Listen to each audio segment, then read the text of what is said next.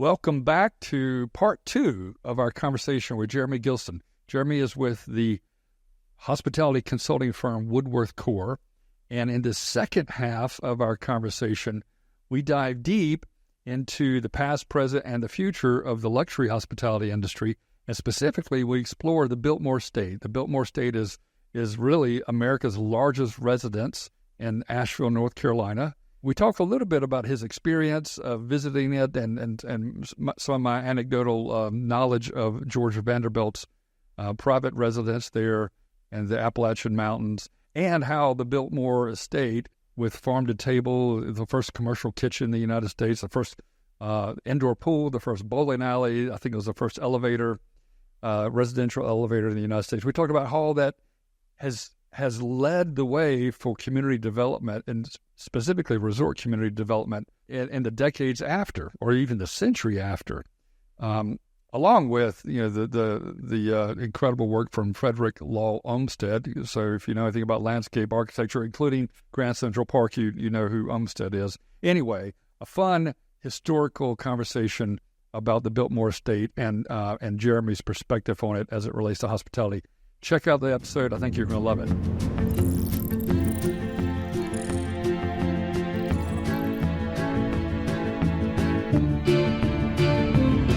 So welcome, everybody, to our second episode with Jeremy talking about hospitality. I hope you listened to the first episode, which was really fascinating. If you don't understand the way the hotel industry works, you're sure to learn something.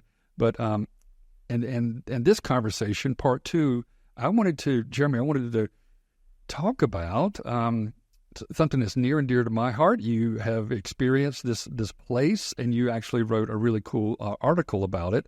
And it is the largest residence in the United States is called the Biltmore Estate in Asheville, North Carolina.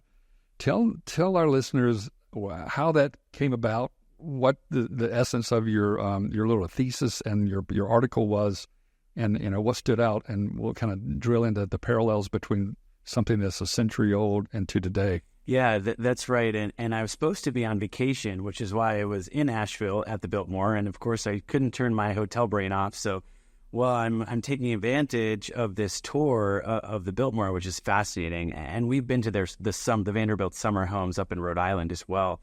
But as my partner and I were walking around and we're doing the tour and we're seeing everything, I just kept drawing all these parallels to resorts today and the development trends that I have the luxury of working on through my day-to-day job, and working and helping these developers figure out how to build the ideal resort property today. And there were so many parallels to be drawn from what the Vanderbilt was when it was built, and also what the Vanderbilt has become today as a tourist destination.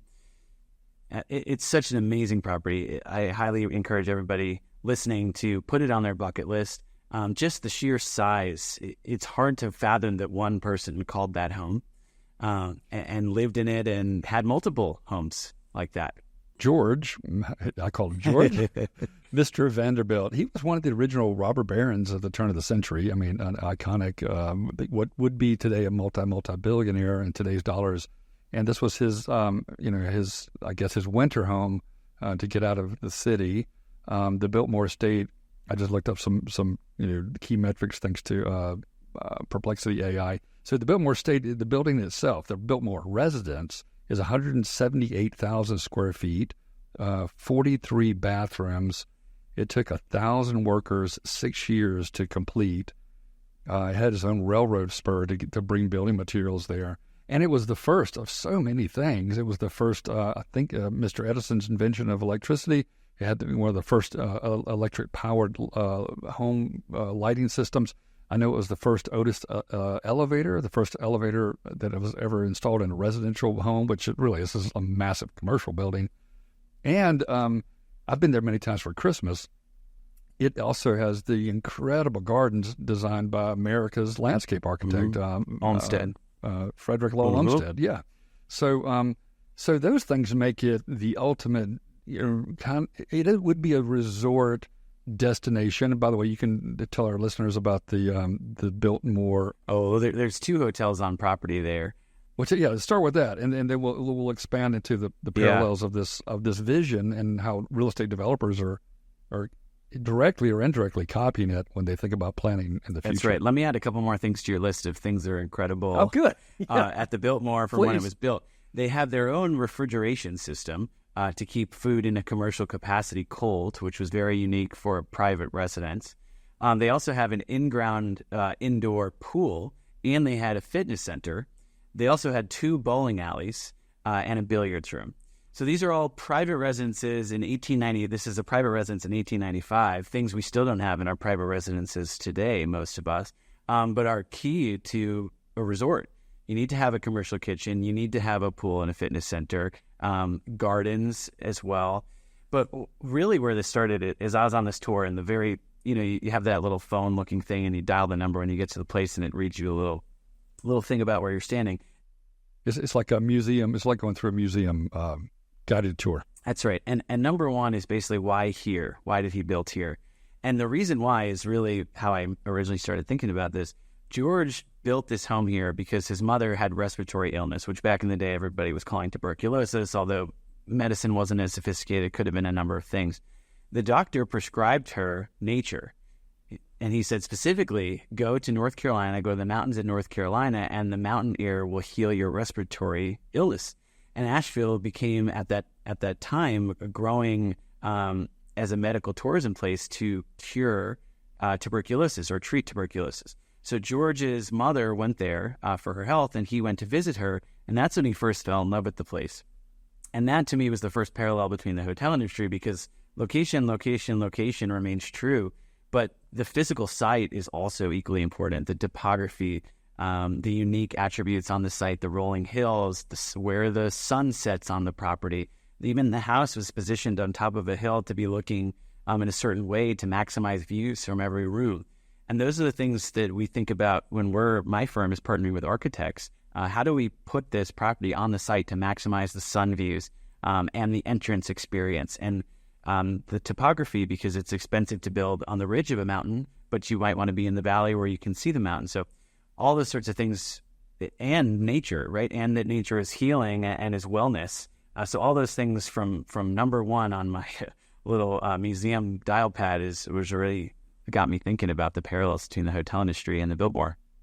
Yeah, and I mean, you have I haven't been in more than a year. You have a fresher recap here.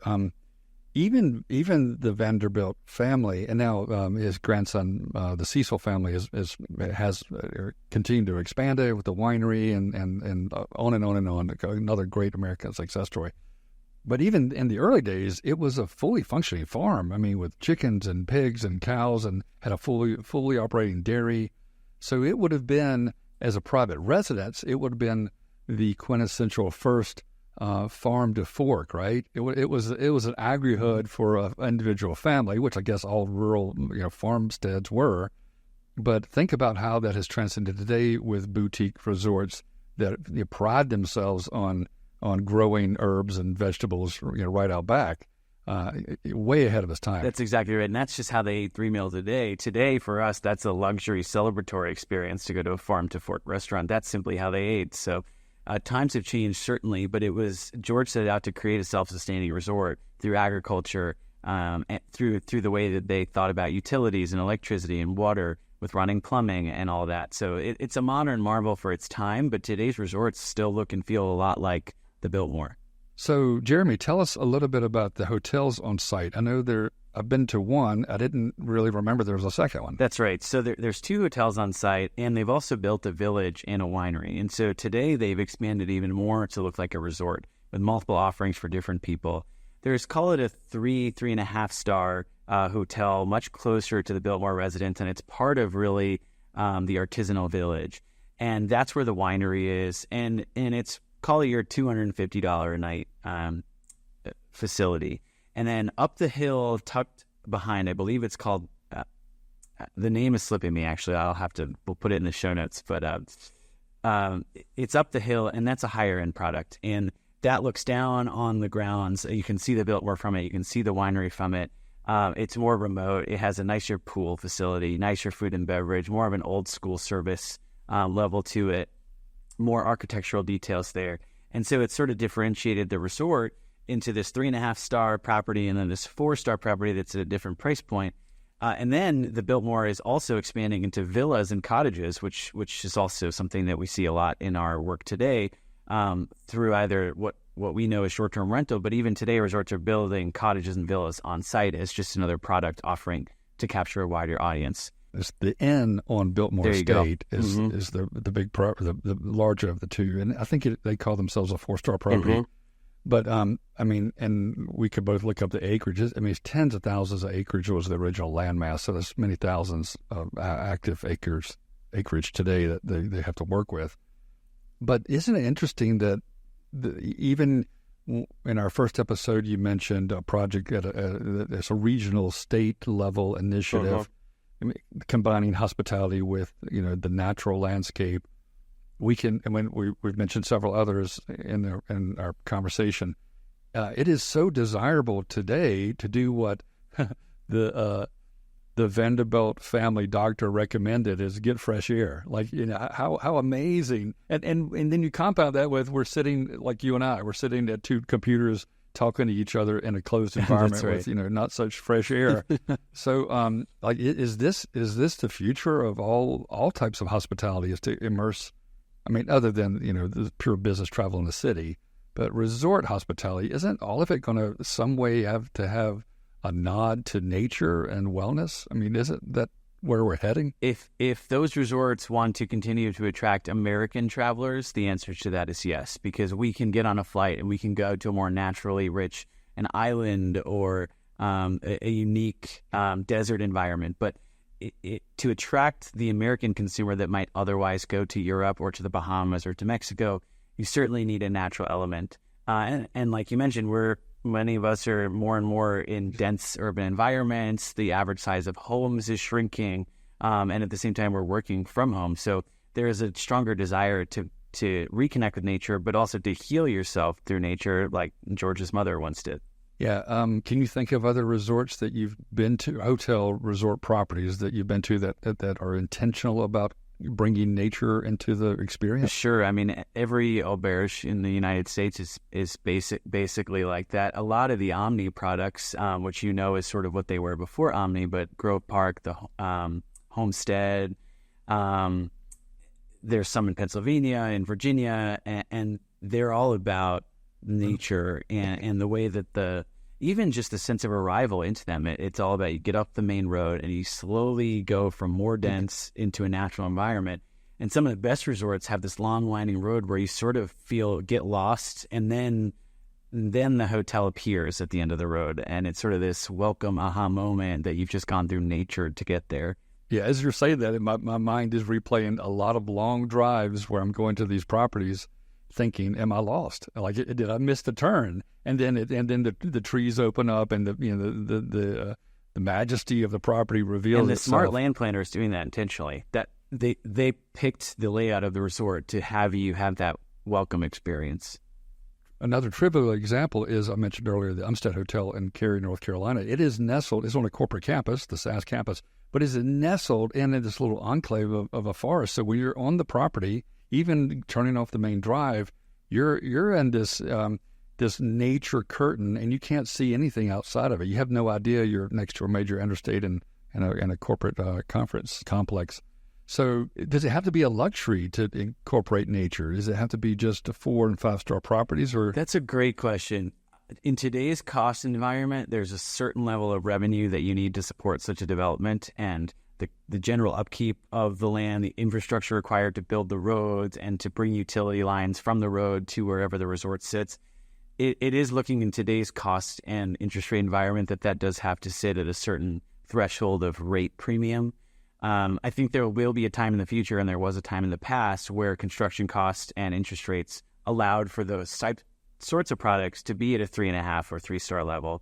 Today, not many pencil at that high end without that rate premium. The other thing that drives those is actually residences or real estate on property. So the concept that you can have this resort as sort of the heartbeat of a residential resort. Think the Reynolds Ritz-Carlton in Georgia. So that Ritz-Carlton, Lake Oconee, that's right. That Ritz-Carlton is the heartbeat of a residential community with multiple golf courses and multiple different offerings of residences, from townhomes and condos to luxury mansions. but this Ritz-Carlton is the heartbeat of that. And you can sort of fund or help promote the development of that hotel through the sell-off of real estate that makes a different sort of product viable. Obviously, Ritz-Carlton's not a great example because that is luxury, but we do see more and more slowly moving down the chain scale if it can be supported with a residential component. There's a resort that a bunch of my friends have been to in Virginia called the Kremlin, which I think is now owned by Auberge.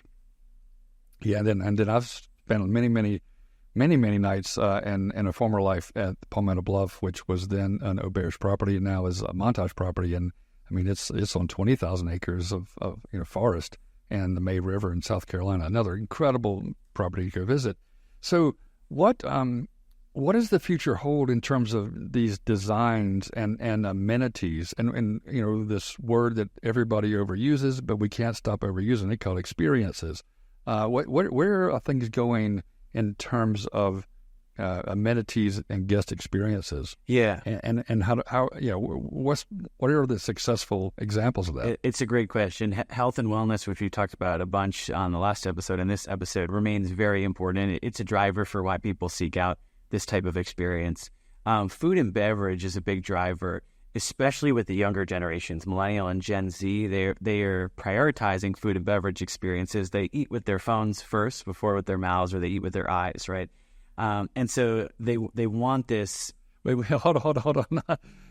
So, I know what you mean. It's not like they're eating while they're flipping through TikTok. The picture comes first. But they're saying, the picture comes first. So no one's allowed to eat until they've taken their pictures, and then everybody can dig in. So it's just a generational shift in prioritization, in how we interact with social media. And more, it's actually a great thing for resorts because your guests are self-promoting the resort. So you don't need to market the experience. You just invite the right influencers to your property and they document their experience and share it to that audience.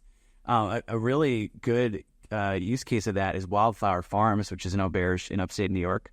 Almost everybody that I've spoken to in New York City has heard of it. And when I ask them how, they say social media.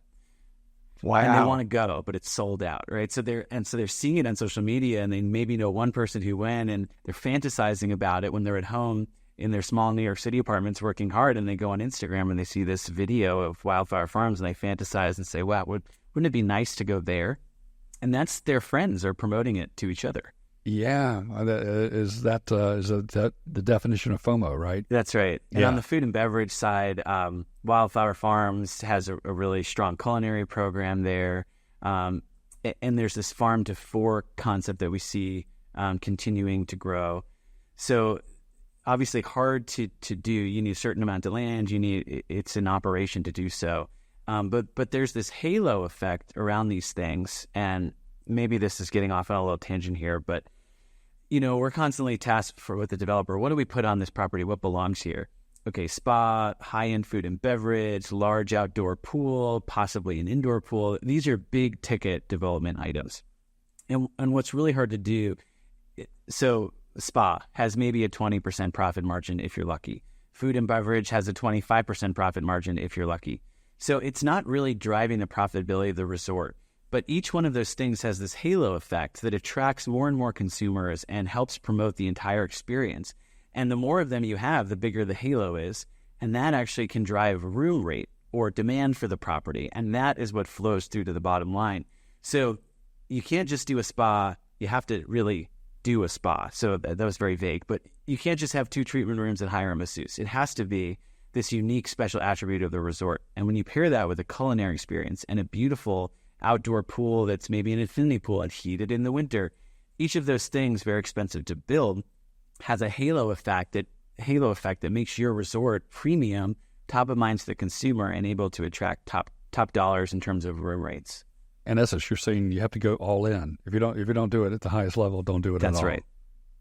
Yeah, but that goes back to your, in our first episode, your conversation and insights around finance. Like all this has to, make the financial model. It has to pencil.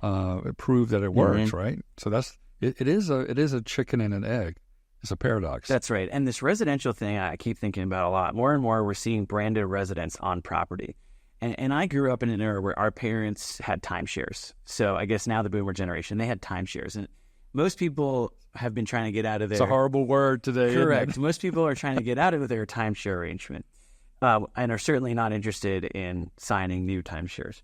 At the same time, this residential component, and let me just, that was harsh. There are certainly opportunities where timeshares may be viable, but it certainly doesn't hold the same cultural prominence and financial viability that it did 20 years ago. Today, though, at the same time, these resorts are building residences on property that homeowners are coming in as their second, third, or fourth home.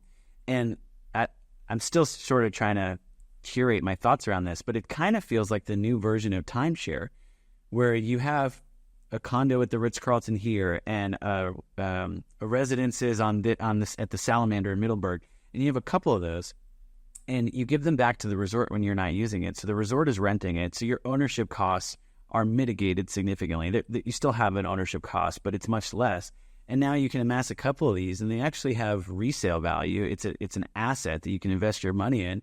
You can enjoy it for 2 weeks at a time, and at the same time, it's a value-creating asset. So it's different than timeshare, where you never owned the asset; you only owned a portion of the time to use it.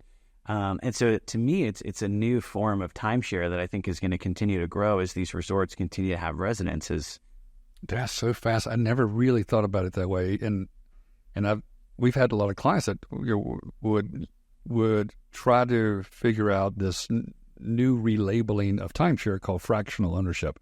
But if you think about that, and I've done a lot of projects where branded resort residences, were sold just as investment real estate, and then the individual property owner basically becomes almost like a hotel REIT of one or several, and then they're in essence, just like your example earlier about Marriott, they're licensing to the brand to be the operator, which really means maintenance. It's truly turnkey, and you're truly hands off. Yeah. So that's so interesting to put it into that context. And most of the people that we work with that are buying these residences, this typically isn't their first resort residence or branded residence. They already have one or two or three. So it's becoming this version of their timeshare where they can hop around. Our friends at Montage are doing that all over the country, right. And there's many, many others, right? I mean, the Four Seasons has really done it for decades, and St. Regis. Accor. How interesting to think about it from that context. It's like what is old becomes new again. Yeah, and the guest experiences will never go out of style if you can delight and over-deliver in some unique, compelling, memorable way. You're going to have the most valuable marketing ever. Mm-hmm. It's called word of mouth. Exactly. And referrals. Exactly. Or social media, but similar concept. Right. Now social media is the channel for that. But these hotels that we've mentioned that are a century in the making, they were viable and had some level of staying power because they cared about the guest experience. And some of that, like you said earlier, is the location. Like they were in unique trophy locations, so that made it desirable to begin with. And the ones that haven't made it probably took the eye off the ball in terms of operations and staffing and everything else, or amenities or activities, programming. That's right. Or sometimes they just were overbuilt at the wrong time and just needed a value reset. So they were viable, but because they cost so much to build at that time, someone else needed to come in at 20% lower, and then it's a profitable venture. That's rare, and that's why we try to get involved in as early in the process as possible. I love that term, value research. Yeah. It basically means the first developer goes bankrupt and some other developer comes in and picks up for a steal. That's correct. That is the value reset. That would be the value reset. That's correct. I mean, we're going to see that with office in some capacities, and we've even worked on some potential office buildings that we've studied to convert to hotel, which is really fascinating. Some of them make sense, some of them don't. The location, the attributes of that office building, the footprint, but we see that value reset in some cases, and that spells opportunity for some and loss for others. Do you think, on that topic, you will see some successful hospitality operations in former commercial office structures? Yes, I think we will. I don't think it will be as much as everybody would like or need it to be, because I think there's a certain... So if it's a historic office building that has a lot of character and history, as we talked about earlier with the Biltmore, history can drive demand, and just there's unique architectural details that can't be recreated today. And if it's a more modern building, the existing infrastructure and the floor plate are going to be the biggest determination factors if this will be viable, because the way that an office floor plate is set up, there are columns everywhere. Each floor doesn't have its own plumbing and HVAC. And if you think about a hotel room, every hotel room has its own heating, air conditioning, and plumbing. So if you had to convert this big shell of an office building and retrofit every 300, 400 square feet with its own bathroom and HVAC system, it almost makes sense to just ground up develop because of the cost of that. Yeah, there's two places I've stayed in the last several years. One, we've mentioned this maybe too many times, or we should get a commission from the Convention Real Estate Bureau. But the Asheville, North Carolina, has an old office building that is now, you might know it, or we could look up a boutique, great hotel, and I think it was a bank building. A lot of bank buildings, Avalon maybe. And then I had a conversation with you when I was in Atlanta. At the Chandler. Yes. Yeah, it was the former, one of the first office buildings for the Coca-Cola company. That's right. And some interesting hallways and corridors and elevators. The elevator core is kind of weird, but they've done a phenomenal job. And all these classic old office buildings usually had big mezzanine levels and really, really high first floors and great materials and architecture. That's right. And then there's always this iconic bank vault door that's propped open, and inside is the speakeasy or the little cocktail lounge. Yes. And it's already attributes that are part of the facility that just make that experience. So there is a subset of historic and unique office buildings that will make sense to convert to hotels, and I think we'll see more and more of that. Okay, so let's shift to maybe our final topic, talking about the evolution of things. What are these bigger macro trends in the industry? And I can't talk about the future without talking about the disruptive trends. So you want to start with that? Like, what do you hear and read? I know you're an avid reader in the space around disruptive technologies impacting hospitality, and maybe one of those is quite obvious, is artificial intelligence. But there's so many extensions of AI, and I think Web3 and the blockchain is going to play a major role, but that we could still be years early on that. But just start with disruptive tech like AI. How is that being viewed in your industry, in your circles? Sure. Well, you know this more than anybody, but AI is not actually new. Just the implementation of the way we are interacting with AI today is different. AI has been pricing our hotels and airlines for more than a decade. But with this chat or language model, it allows us to interact with code in a way that's normal to our language. And I'm sure, Devin, you could say that way better than I do. Well, I just did. A great point. Remember the Expedia was one of the early online travel agencies. I think Expedia was one of the first big ones. And they were using algorithms to help find the fares and like you said, pricing on the back end. Certainly, look at Priceline. Priceline was saying, we'll have these special promotions deals based on 2 or 3 days out, and a very complex algorithm. But to your point about generative AI, large language models today, they literally are almost at the tipping point of being a human level travel advisor, and that's never been possible before. And I think that's exploding in terms of startup companies. Everybody's trying to crack the code where I trust my it wouldn't really be considered a chatbot. It'd be like a co-pilot. That's the common term that is emerging. My travel co-pilot, make my entire itinerary for this Bahamas vacation or this Colorado mountain ski vacation. And the level of detail and capability in revealing things might surprise even the most experienced travel firm. That's exactly right, and I think that's going to be the first way that we see and feel AI from a consumer perspective. I think concierge being this little desk in the lobby where sometimes you wait in line and then they don't really always have the answer. Let me call this person. Let me book this for you. Oh, you always wait in line, my friend. You always wait in line for concierge. So this is just going to live in your cell phone or in the tablet that's in your room. You walk in and then asking 3 questions. Are you here as an adventurer on a unplugging trip or a family trip? And you click those things and maybe it prompts you with a couple of questions and bam, there's your itinerary. And if the hoteler brand is owning the AI or the technology that's behind that interface, it could very well be an upsell mechanism or a marketing mechanism. It says, hey, Devin, we saw that you enjoyed this cocktail at this bar last time you came here. Yeah. We don't have that drink anymore, but definitely check out these other 2 drinks on the menu that have the similar ingredients, and we think you'll like them. Right. Or it's raining today. Definitely come check out our spa. Or it's sort of AI integrated into marketing and into the consumer experience that may lead to a lot of upsells, but the consumer will have a better, more customized and curated experience. And I see that as a win-win. You're exactly right. And it bleeds into this Orwellian future where, if I'm in Vegas, hey, Mr. Spear, I noticed you had 18 cocktails last night. I'm going to send up an IV vitamin mix to your room. Right. For a mere $300 surcharge. Right, or just how about a smoothie? Or we noticed you got in late and maybe you need a smoothie or coffee or whatever. Yeah, but yes, it's that predictive programming around what can we do to exceed the expectations of our guest. And if you can do that in software, you do it quickly, almost instantaneously. Once the system is built, you do it at near zero marginal cost. You don't have to have a staff, sadly. And you can do it at the right time, at the right moment for the right guest. So that drives this affinity. They fall in love with that property because, hey, they anticipated my needs.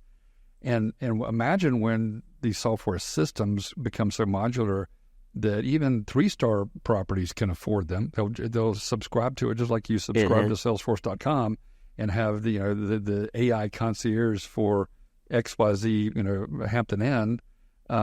And begin to deliver all types of services. So I think that is like the name of our podcast. It is undeniable it's going to happen because incorporating any of these disruptive tools is just a way to create more efficiency and to create better experiences. The big downside is it'll be expensive in the early stages. It'll make mistakes, but the real big downside is it's going to displace a lot of staff. It'll displace workers. But maybe some of these offerings are doing things that humans were never good at to begin with or never even tried to achieve. I'm glad you brought up the labor side because I think on the hotel side, customer experience with staff is part of why you go to a hotel. We will probably never do away with a front desk agent or a housekeeping staff, which is the lion's share of the labor cost to a hotel.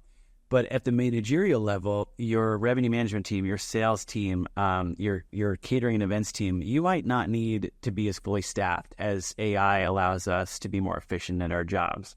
The flip side of that is that we may one day, now I'm getting real futurist here, Devin, so you let me know, but I think maybe one day we have a 4-day work week because we don't need 5 days to complete what we do today. And the implications on 4-day work weeks or summer Fridays turning into all year-round Fridays, that has a big implication on the travel industry because the reason people travel is because they have time and they have money. So if they have more time, they will be traveling more.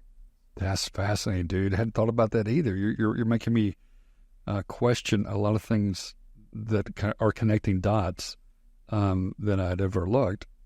In our weekly newsletter called Disruption Weekly, you can find that on LinkedIn and hopefully subscribe.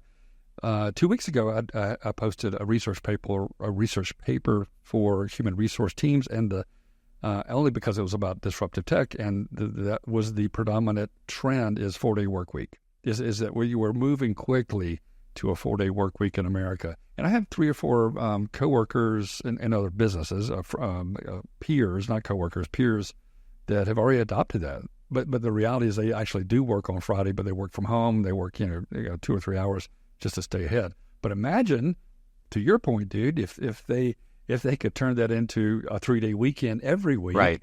Would they be inclined to have a staycation in their local resort or take a 2-hour drive within a radius around their home base? That's exactly right. And I think all of this shifts by demographic as well. So I know you and I have had an offline conversation before about wearable technology.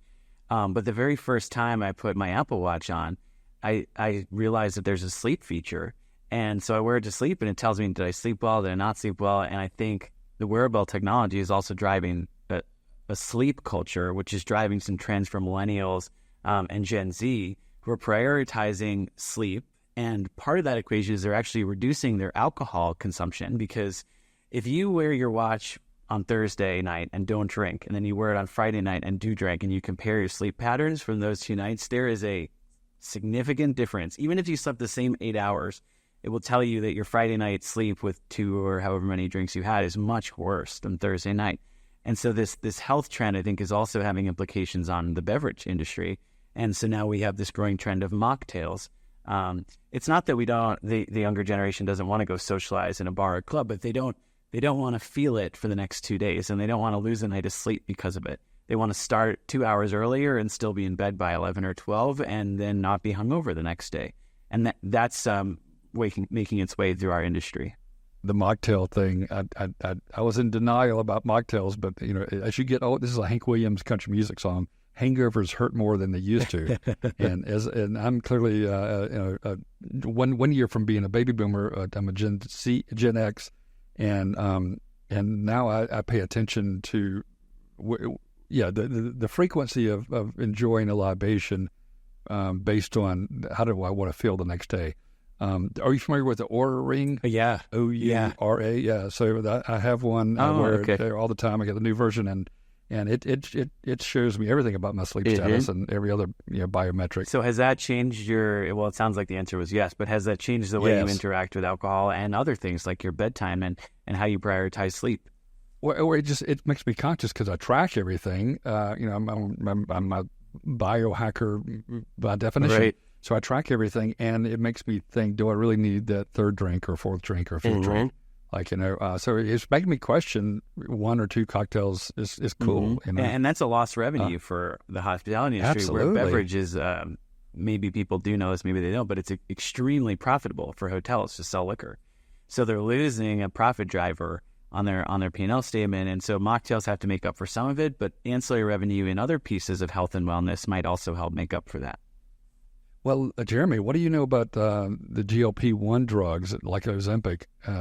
They're basically, some people believe it could put such a massive dent in the food or the beverage industry, the alcohol industry, because people who are taking these GLP drugs, Wegovy, Ozempic, and the others, they can't tolerate alcohol, beer, wine, liquor. It makes some of them virally ill. So isn't that fascinating that there's enormous benefits to lowering obesity in America. Fantastic.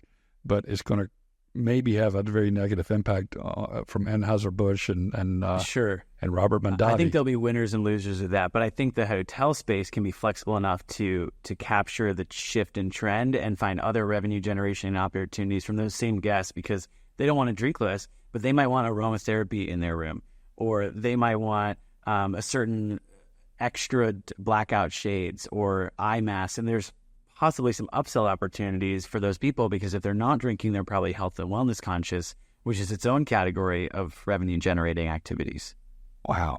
I mean, you've got insight into so many different things. So let's talk just briefly about the millennials and Gen X. What do you think is happening with that generation specifically?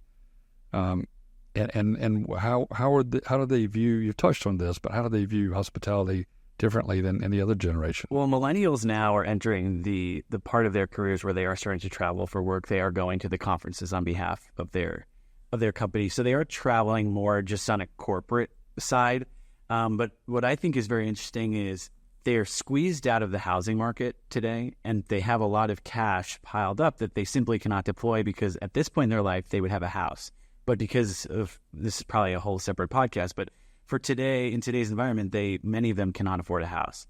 At the same time, their parents' generation are now starting to die off or pass down inheritance and wealth to them. So they are coming into some more money.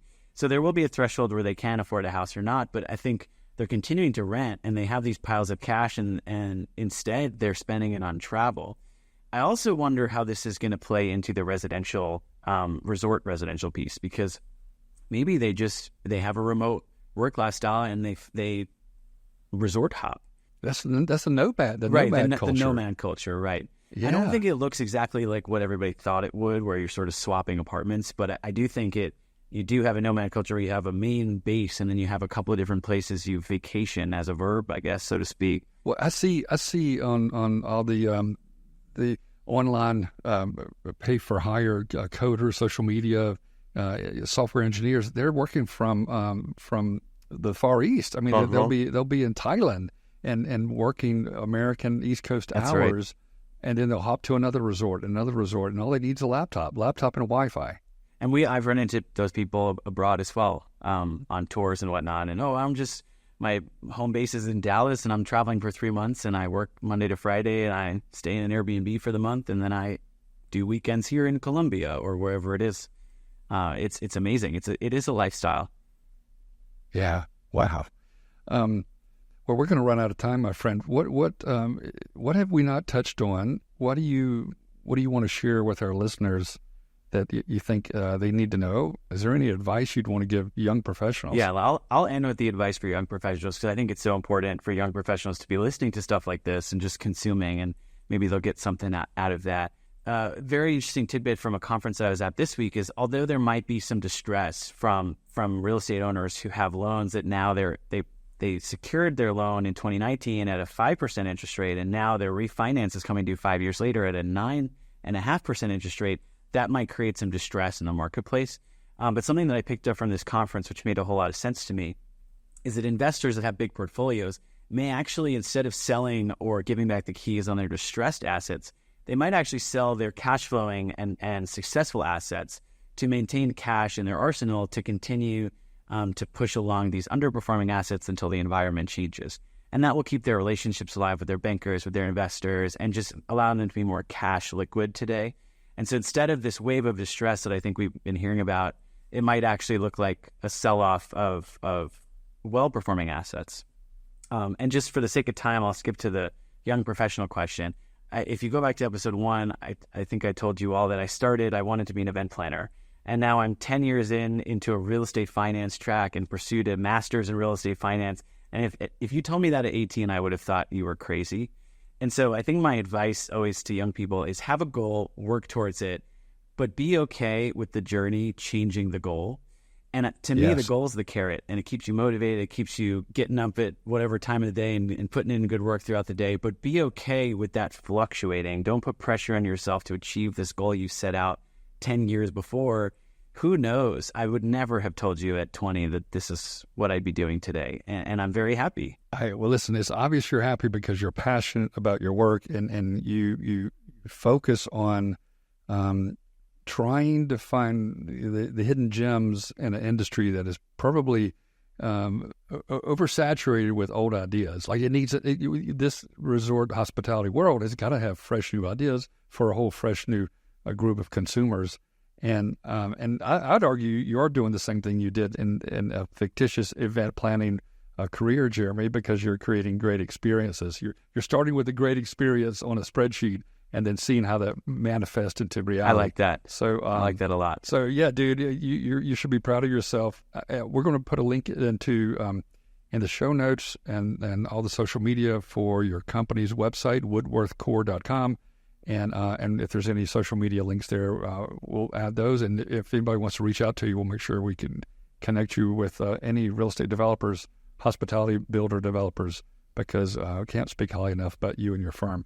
And thank you for all your time. I really appreciate the conversation. This has been a blast. And thank you. And we welcome any outreach questions that anybody has. If we can help in any way, we're always available and happy to do it.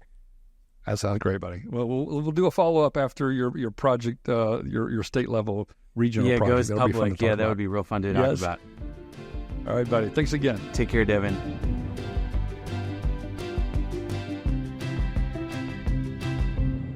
I hope you enjoyed that conversation with Jeremy Gilston. He is a wealth of knowledge when it comes to the hospitality space, especially the luxury space of the resort industry. I think he has a personal affinity for it, much like myself. Obviously, you heard us talk about the Biltmore Estate, but we also talked a lot about how wellness is playing a role in hospitality and food and beverage, and the demand for younger audiences, millennials, Gen Z are really interested in spending dollars to have incredible experiences, and that's what's driving travel for the next few years. And no surprise, we talked about artificial intelligence and how AI is going to create incredibly deep, personalized, customized experiences for individual travelers, guests, when it comes to hospitality. If you enjoyed the conversation with Jeremy, check out his blog on his website. We'll provide the link below, and you can read his in-depth coverage and some really interesting financial perspectives on the Biltmore Estate, that whole topic about the Biltmore Estate. I hope you enjoyed the podcast. Stay tuned for the next conversation we have on the Undeniable podcast at Over Above. Thanks again for joining.